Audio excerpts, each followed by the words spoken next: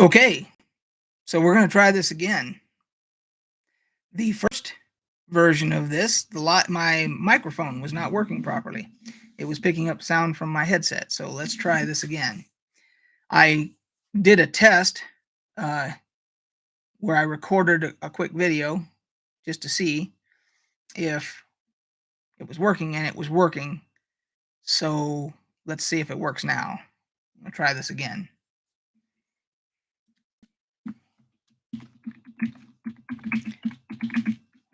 Let's see here.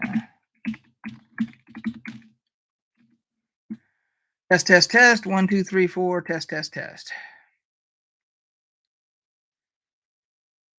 Let's see if I lost everybody on that one. So hopefully people join back so they can help me test it back out again.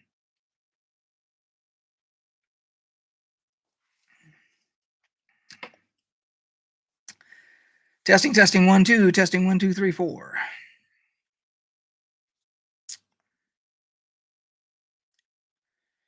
All right. Hopefully, I had 4 or 5 people in here. Hopefully somebody jumped. Okay, there's a couple people jumping in. See if we can get, if it's working again now.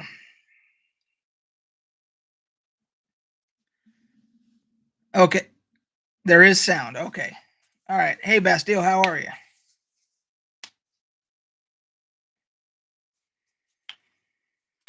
Yeah. Does it sound normal, Bastille, or does it sound muffled like it's coming from? Hey, DM Dwayne. Dwayne, we are okay. We're just making sure the sound's working because I was streaming just a little bit ago and the sound wasn't working right, so I had to restart. So, okay, good. Sounds like I got it fixed. Right on. So, basically, yeah, everything from that first one. I wonder if I'm gonna have to go through everything again. I was talking about all kinds of different stuff. So, I was showing. On the last. I was showing the calendar I got. This was just a present I got for myself for Christmas.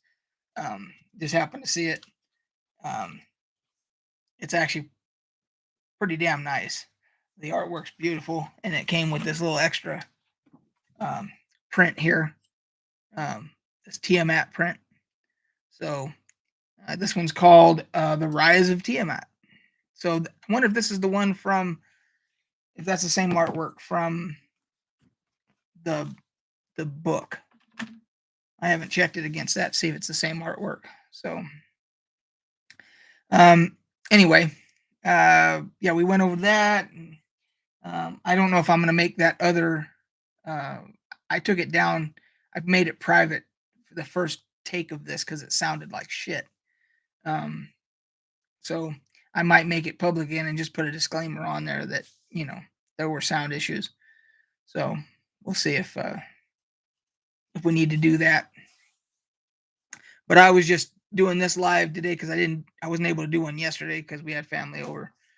So I was just checking to check in and talk about the Steam sale and talk about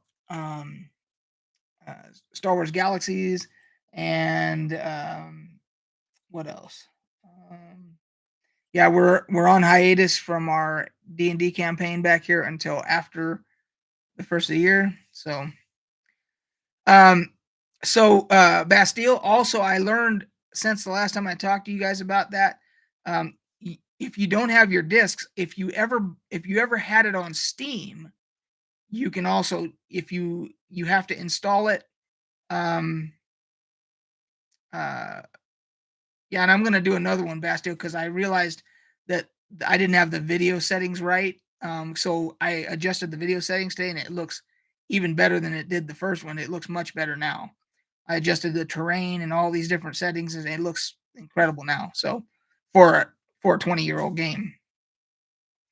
But yeah, if you had it on Steam, I did not. You can also install it through Steam. Because it should still be in your library, and it says you can install it to the hard drive, and then you can use the emulator because it will look for the Steam library folder, and as long as it can verify the installation, it will work. If you didn't have it through Steam, then you got to have the discs. So, um, and I've been looking. The discs are fairly reasonable. There's lots of them on eBay and stuff like that. So it's not it's definitely not impossible. And the fact that even if you paid, let's say you paid $20 to get a set of discs through eBay, it's a one-time cost because there's no, obviously they can't charge a subscription fee. They cannot make any kind of profit whatsoever because Disney would come after them if they did. So um, I think they're the people that do it. It's actually um, the Star Wars Galaxy EMU is actually it's considered a nonprofit because they do take donations to help pay for all the production, all the everything it does keep the servers going and all that stuff. And then, but I think that they have to track it as a nonprofit and make sure all that money goes back into the production of the game. It can't be. And they even have a little thing. If you go to the forums, it shows how much how much it costs to run the game every month. Hey, old warrior, sorry about that. Yeah, we were having some sound issues, so I had to restart the stream. So we were talking about yes, Christmas greetings to you as well. We're talking about old Star Wars Galaxies, the emulator, and then we were talking about the what it costs to keep that emulator going. So it has a tally every month on the forums, and I forget what it costs. I want to say it's about $1,200 a month for them to keep basically for everything to keep the game up and running. And it seems like they hit their donations like every month. Like people give enough money to where they hit their donation cap every month to keep the game going. So and since they relaunched this new server last week, every day I've been on, it's either been over 900 players on concurrently or just under, like 860 or 870, somewhere in there. So yeah, I made that first video and I was in Coronet, the city of Coronet. My character was in Coronet, and I kept going into the cantina because in the cantina, the players can play musicians and they can play dancers and what that does is it gives you mind buffs. Your character gives you mind buffs for your mind pools, basically like your mana type of a thing. And I couldn't find it. It was hard to find anybody in the cantina. And I was like, what the hell is going on? When I used to play Star Wars Galaxies, the cantinas were always packed with people dancing, playing music, and everybody around watching them to get the buffs and stuff like that. And it was always like the happening place. And then the medical center, I'd go to the medical center and there was always doctors in there trying to level their doctor characters by buffing people and healing people. And that was empty too. And I'm like, what the hell is going on? And there was a lot of people out surveying and all that kind of stuff. A lot of characters out there. So I decided I bit the bullet and I spent the 600 credits and my character flew to Mos Eisley, Tatooine. And that place is freaking packed. I mean, like I went in the cantina and it's just like the old days. There's like wall-to-wall entertainers dancing, singing, and all that, or playing music and all that stuff for your buffs. And the same thing with the medical center. So that's what the thing was. I made the mistake of starting on Coronet, and I should have started in Mos Eisley, which most people, I think that's obviously what happens is everybody starts in Mos Eisley. So yeah, if you guys decide to start the game up, like you were saying, Bastille, when you start your character, make sure to go to Mos Eisley as your starter planet, as your city to start on, because yeah, you'll have no problem getting people to train you, because you got to get trained by other players too. You can pay an NPC to do it, but it's really expensive. So you always want to have the other characters train you on all your skills and stuff like that. That's free, unless you tip them.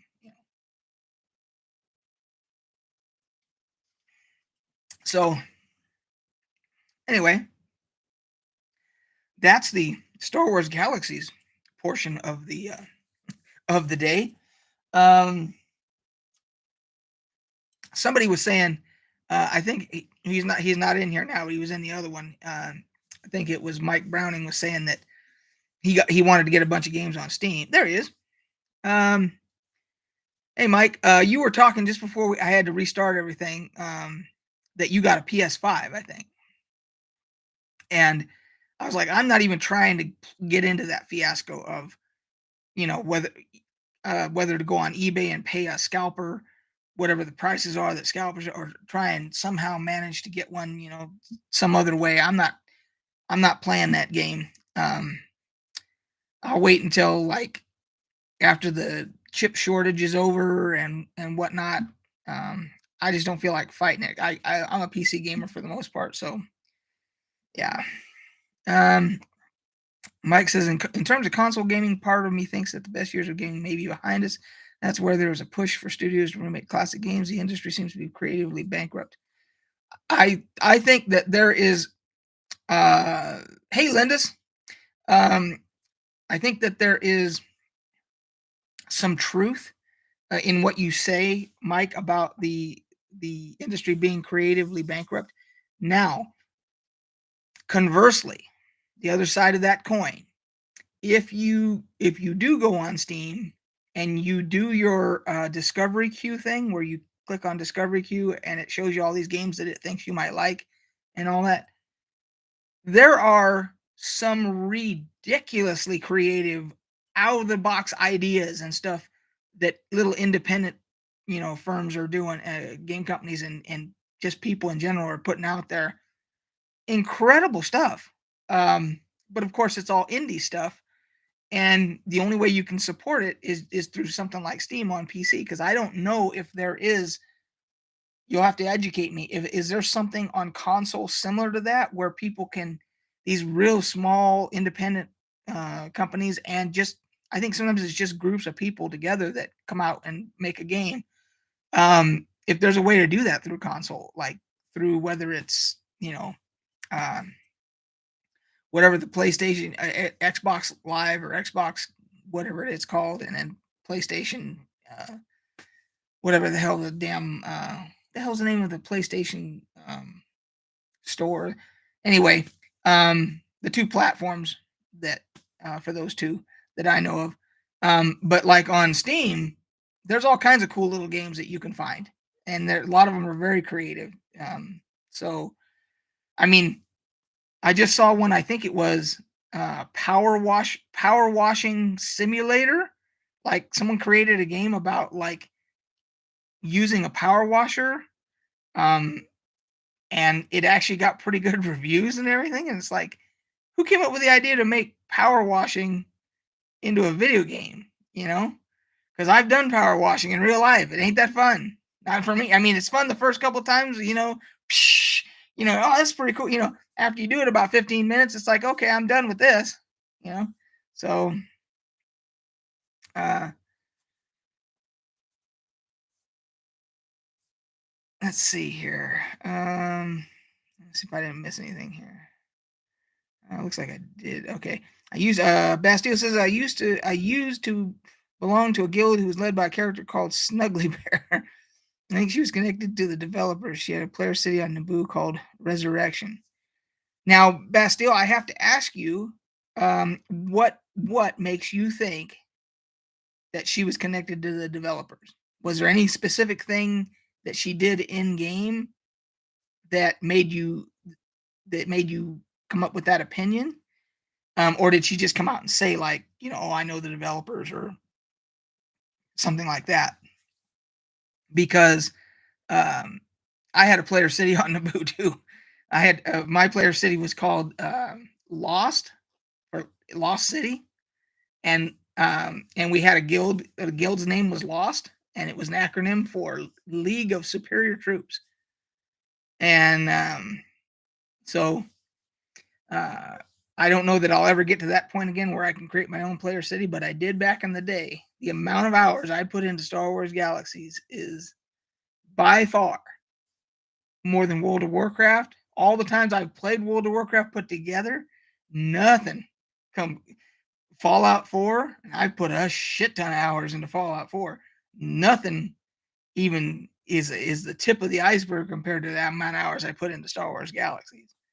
So, yeah, I had, um, Yeah, we had a full city, and we eventually did get a shuttle port. So with player cities, there's a cap. There's only 10 player cities allowed per planet. Once they're full, that's it. Nobody else can create a city. So, um, uh, Lindis, I believe that it has been pushed. It's done. The Lindis is saying he heard that there's a Dungeons and Dragons movie come out in 2023. Um, there is the primary filming is done. It's finished. I was just reading an article the other day because I was wondering about the status of it.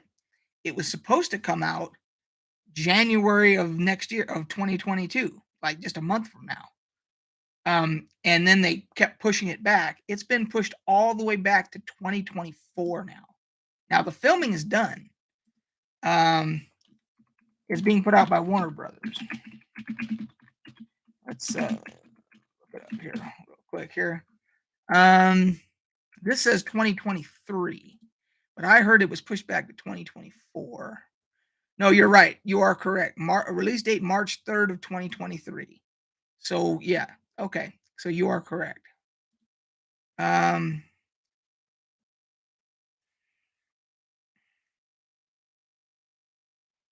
So Mike says the Star Wars universe is such an incredible sandbox for an MMO like that. Lucas made something very special, more special than he even knows, I believe.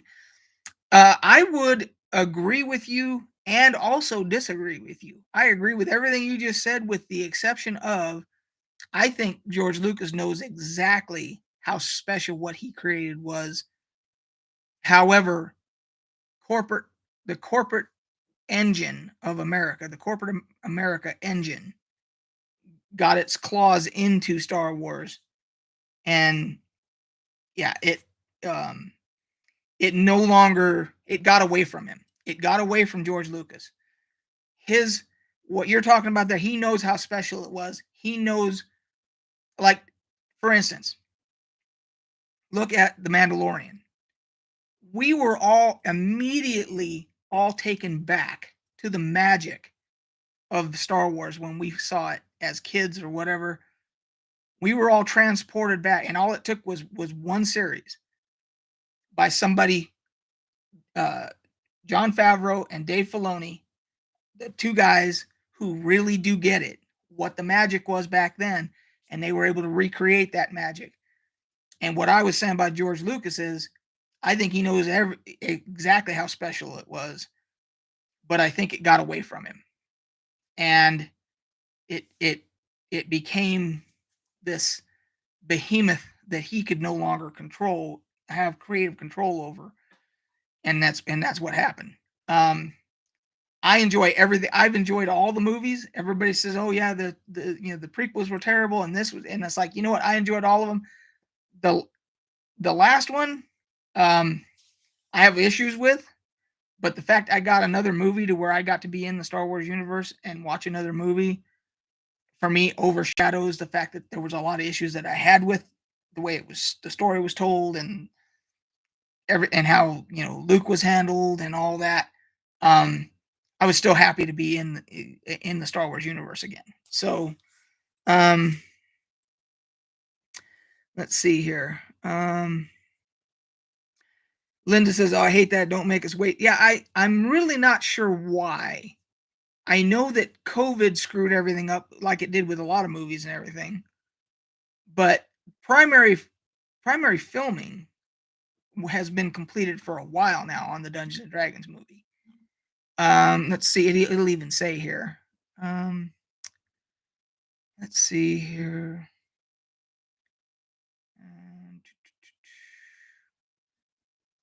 It was supposed to be, actually, it was supposed to be released in July of next year. So the original one.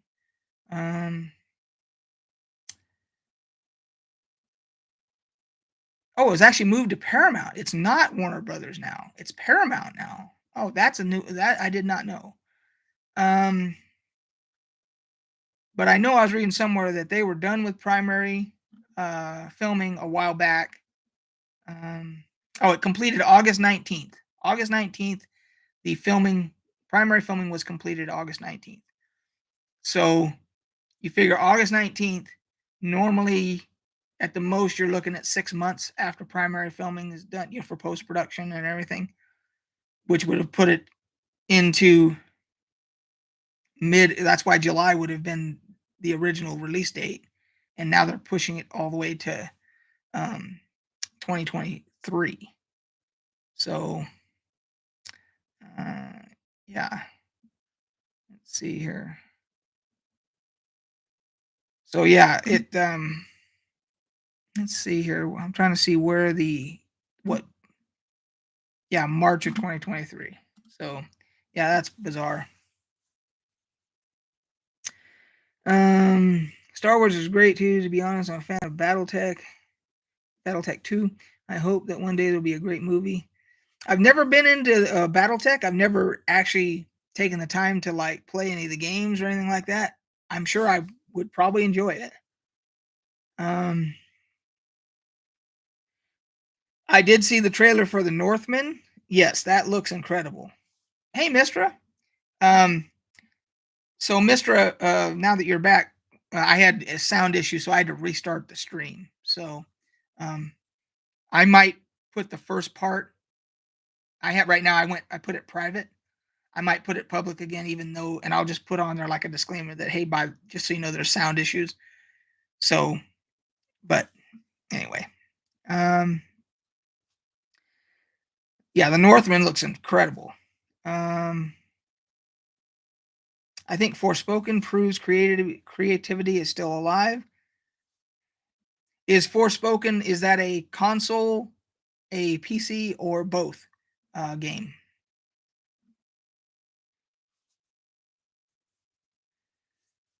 Hey, Zellico Gaming, longtime YouTube watcher, just wanted to say hi and keep up the good work. Right on, thanks. Appreciate it, Zell. Yeah, if I see you again in any future streams, your name is going to be, I'm just going to say Zell. That'll make that easy. I try to, all my regulars and stuff, I try to, basically come up with, like, the old warrior now is just going to be warrior. Lindis Jones is Lindis. Mistra is easy because it's just Mistra. So, Mike Browning is just Mike. Bastille is Bastille. DM Dwayne is Dwayne. Yeah. So yeah, I try to just shorten everything. So, let's see what else. That's the name of my kiddo. Perfect. So, Mistress says it's a new IP talking about Forspoken, PS5 exclusive. Let's see. I've been called so much worse. Let's see. I'm gonna look up Forspoken because I got to see what this is about here. By Square Enix. Okay. It's a PlayStation 5 and Windows, so it will be on PC. So I'm gonna have to do some research on this. It looks like it might be. Oh wow. So just reading real quick here, it says Fortunately allows the journey of Frey, a young New Yorker transported to the beautiful and cruel land of Athia in search of a way home. Okay, so this just opened up a can of worms. Allow me to go into a little speech about this type of storyline. There is right back there on the bookshelf. There is a group of novels. I think there was 10 total. Joel Rosenberg is the author. The very first one in the series is called The Sleeping Dragon. The Sleeping Dragon was a story of people that were sitting around playing D&D. They don't call it Dungeons and Dragons in the books, I think, because of trademark issues or whatever. But that's what they're, by the way that the author describes it. They're playing D&D. Somehow the DM has figured out a way to transport people into the game. So they find themselves in the game. This Forspoken sounds very similar, of the same trope, that somebody gets taken into, now not necessarily has nothing to do with gaming. It doesn't sound like she's not being put into the game, but she's being put into another dimension, another, and it happens to be a fantasy adventure area, type of a thing. Um, so if you if they ever decided to make a movie based upon the it's called the Guardians of the Flame series. So if you ever want to go on to Amazon, I think they're out of print. The Sleeping Dragon. Um, damn, I can't remember the other names of some of the other books. Um, the Sword and the Chain, I think, is one. Anyway, if you look up Guardians of the Flame, Joel Rosenberg, Sleeping Dragon, The Sleeping Dragon, that whole series of books, in my opinion, is awesome. It goes on too long. I mean, 10 books I think was probably too long. But you know, you'll get hooked and you'll end up, you know, reading most of them, if not all of them. So, okay, so yeah, Mistra, if you are so inclined, I'll look it up right now. I'll go on to Amazon and see if this, because I'll bet you can get them cheap. Let's see here.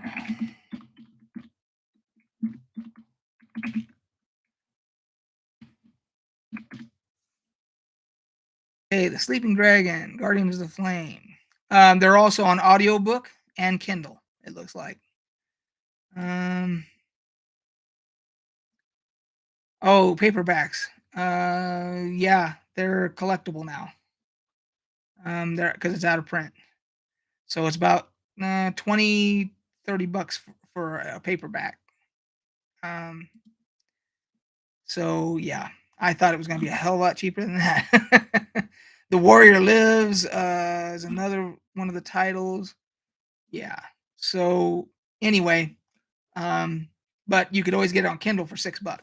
Audiobook is on an Audible. So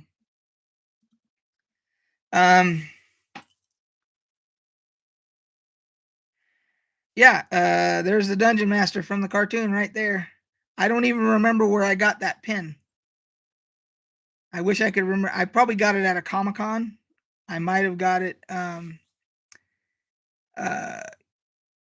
yeah, I might have got it at GaryCon. I cannot remember. The hat's from the D&D movie, the first D&D movie. I also have a buddy of mine sent me a mini. I have the mini of this guy. It has to be put together and glued and then painted, but I actually have the mini for the Dungeon Master from the cartoon.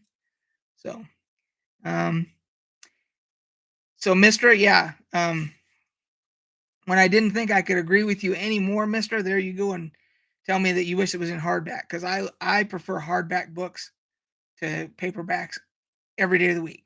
Now, part of that is, and I know this isn't in your situation, but for me, part of it is hardback books, bigger print, old eyes, easier to read. I know that's not your reason, but that's part of it. So, let's see here. He does have a point though. Not many IPs except for Forspoken. The other sequel to remakes, remaster or remakes. Yeah, and Mister, but we were also talking about that. I don't know if you were on when I was mentioning that on Steam, there's a lot of good independent games out there. There's just so many games on Steam that you can never you might never find them because there's just so many games that they get lost in. But if you do your discovery queue, I recommend everybody go in and do your discovery queue about once a week on Steam. It'll just show you games it recommends to you based upon games you've played, and it goes through 10. You click on it and it'll go through 10 games, and you will find these little gems, these little jewels of games that you had no idea about. So I cannot. Hey, Mobius. I can't recommend that highly enough because it doesn't cost you anything to go through your discovery queue. And then you can, even if it's not something you want to buy right away, it'll give you the option of putting it on your wish list. So you go through your discovery queue, you find um, games that look interesting to you, look and see how they're rated, and then just click, put it on your wish list. Just just for later if you want to check into it later. A lot of times they're early access games, so you want to uh, you might want to just put them on there, just checking them later, see how they're progressing and all that. So that that's that's just what I do. That's how I find these interesting indie games. Yeah, my reasons: it looks better, feels better to touch, and durability. Exactly, Mister. So all of that plus when you get older and your eyes start to go out on you, the bigger print is nice. Yeah. Mike Browning. If you're looking for a terrific coffee table book, A Middle Earth Traveler is a jewel. John Howe's illustrations are breathtaking. I'm going to have to put that on my list because that sounds incredible. Um, hmm. Yeah, Mister. I mean, you're talking to somebody. I've got 670 games on Steam, plus however many on Epic Games and however many on GOG. Yeah, I mean, have you heard of the dice that change color from the heat of your hands? I have not, but I have somebody in my gaming group. She is a dice addict. I guarantee you, next time I see her after the first year when we start playing again, I'll ask her, and she'll probably already have a set of them. I have I have so many dice that um, you should do a stream when you hit 1,000 games on there. Yeah, I should. If I ever get to, I resisted buying as many as I used to now. So, but if I see like on one of these sales where like there's a franchise for 90% off or something, and you can get the whole series for like $10, I can't help but do it then. So um, let's see here. Did I miss anything? Uh, so Middle Earth Traveler. I gotta put that on my thing right now. Middle Earth Traveler, just so I don't forget.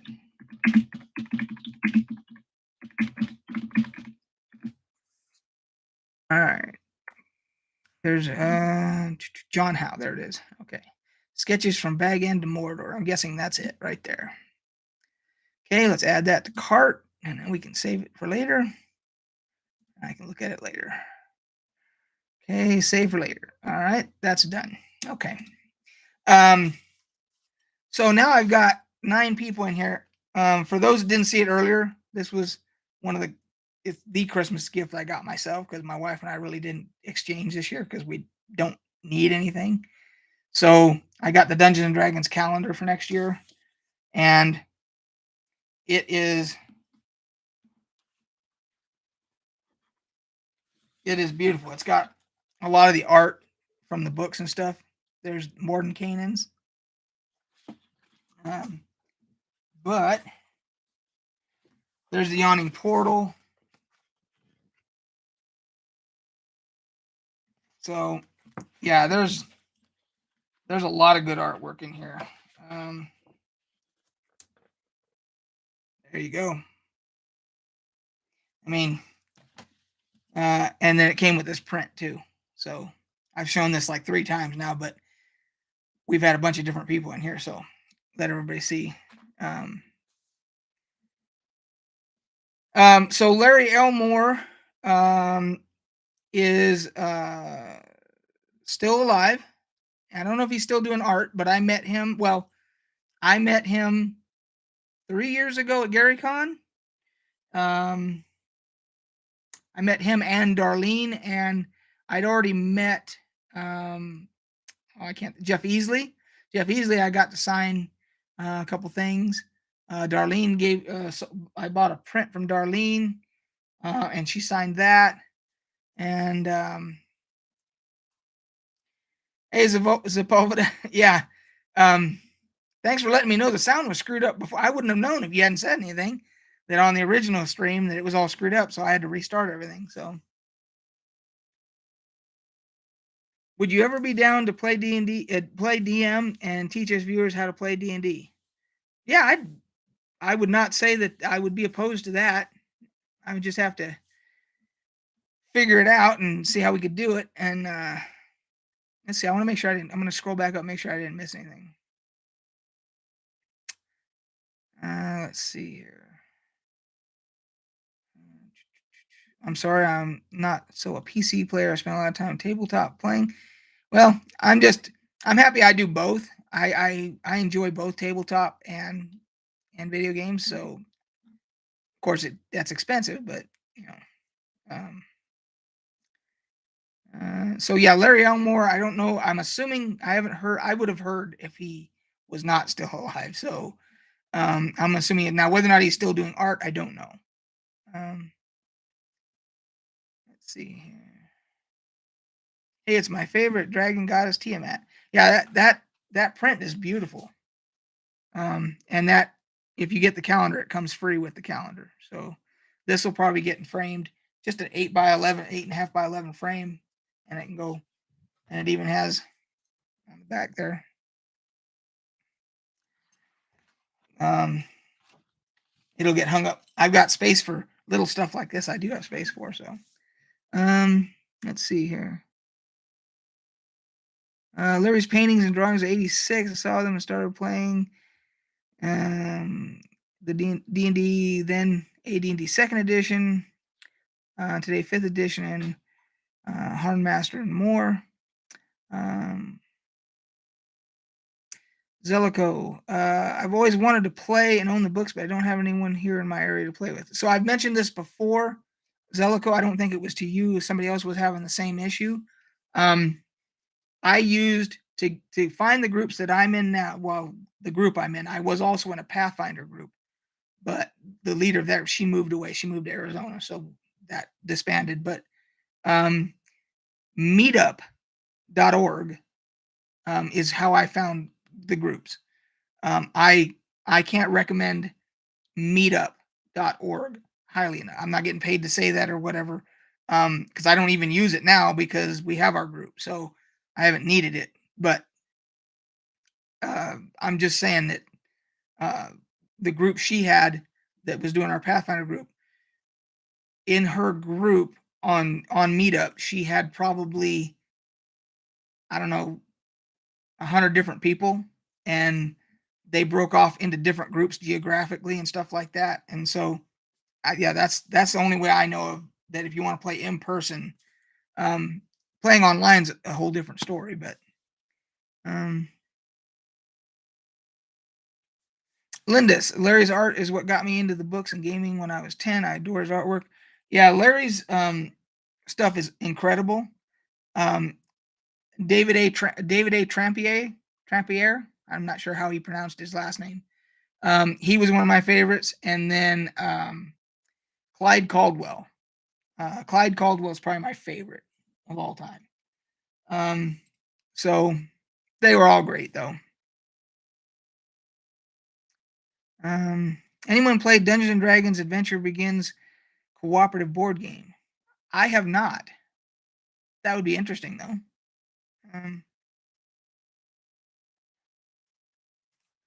Let's see. Did I miss anything? Scroll up. I think I got everything so far. Okay. Independent artists got some incredible D&D and Baldur's Gate 2. Some digital art of elves that look like nice painting, very nice. Yeah, I mean D&D art. I have a couple books. Maybe I'll do that. It's kind of hard to show coffee table books and stuff on a live, but I do have a couple. I have the Art of D&D. It's an old book. It's from the late 80s. The Art of D&D, and I've got the Art of Dragon magazine. I think I have both of those, so I'll have to show those at some point. Got to play Pathfinder Wrath of the Righteous. Okay. Hey, Colin. YouTube reminders fail yet again. Well, Colin, we had an issue. I was doing a live and the sound was all screwed up. It wasn't using my mic. And then it went out completely. So I had to restart the stream. So you should have gotten 2 reminders, I think, because this is the second stream. So I'm guessing they're not working. But Pathfinder Wrath of the Righteous, it's on sale right now on the Steam sale. So I may bite the bullet and just buy it now, just to have it. So when I'm ready. Right now I'm completely immersed back again in Star Wars Galaxies. So we'll have to see what's going on.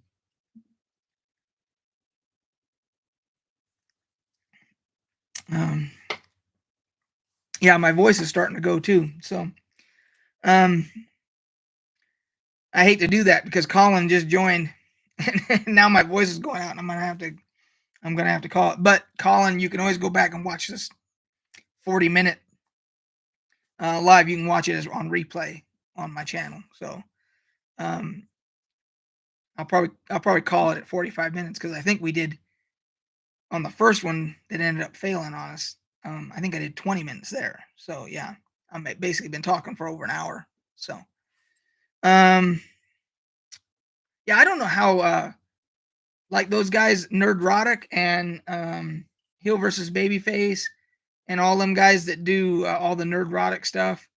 They do those streams and lives where they're on for like 5 hours. Now, the difference is they have several hosts. So not everybody, they're not all speaking at the same time.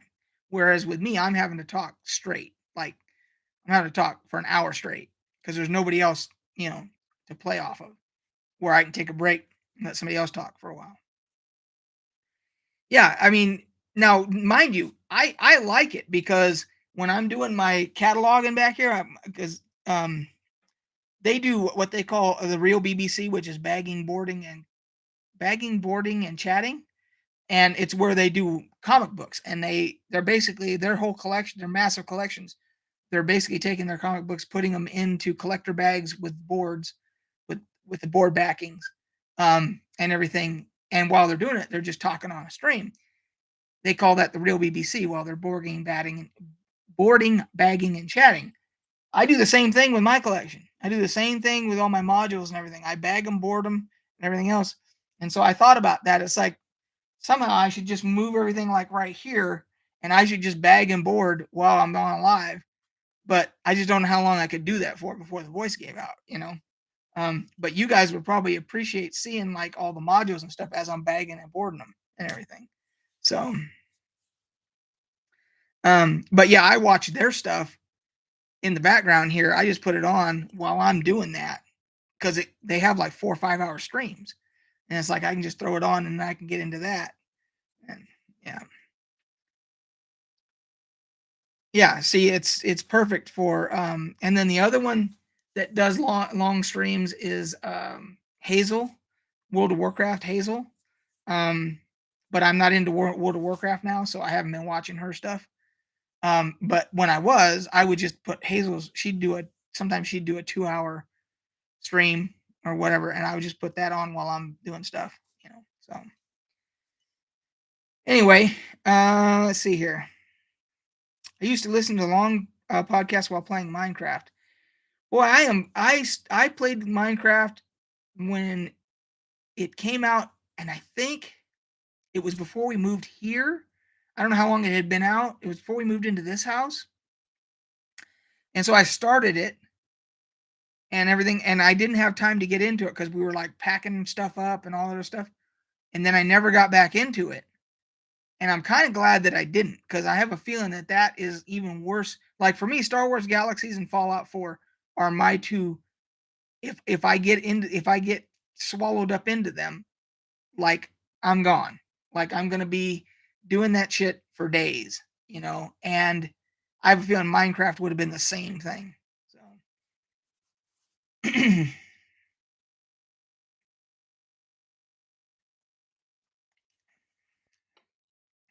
because I have a buddy who has I think he has a 10-year-old kid, and he said his 10-year-old will literally go into his room and play Minecraft for hours until they go and like make him come out of his room or whatever. He'll just be in there playing Minecraft. So days, months. Hey, I'll tell you what, Fallout 4 has gotten me a couple times. Um, I don't know what it is about that game that got me. So, well, it's the settlements. That's what gets me. So, um, anyway, yeah, my voice is about shot. So I'm gonna have to call this. I'm gonna have to end this. Anyway, sorry about the mix up with the first when I had to redo this, restart the stream, but it looks like we got rolling again there. So, um, anyway, yeah, this was just making up for the one I didn't do yesterday. So, tomorrow we'll get back on track on our regular schedule. So, all right, guys. Thanks for all the input. Thanks for all the questions. If I missed anything, I'm sorry. I don't think I did, but if I did, I'm sorry. Um, and I hope everybody had a good holiday. Hey, there's the other Mike. Okay, so that's right. We got two Mikes. We got Mike Browning and we got Mike Dymart. So I'm gonna have to call Mike Browning Browning. Browning, you're now Browning. The other Mike is Mike. Because the Browning I was in the Mike Browning I was served in the army with, we just called him Browning. So that's it. You're Browning from now on. Mike's Mike. Yeah, sorry about that, Mike. Yeah, I'm just ending because my voice is going. But you can watch it on replay. And we went over a lot of stuff. So sorry guys. Take care. We'll talk to you tomorrow. We'll catch you on the flip side.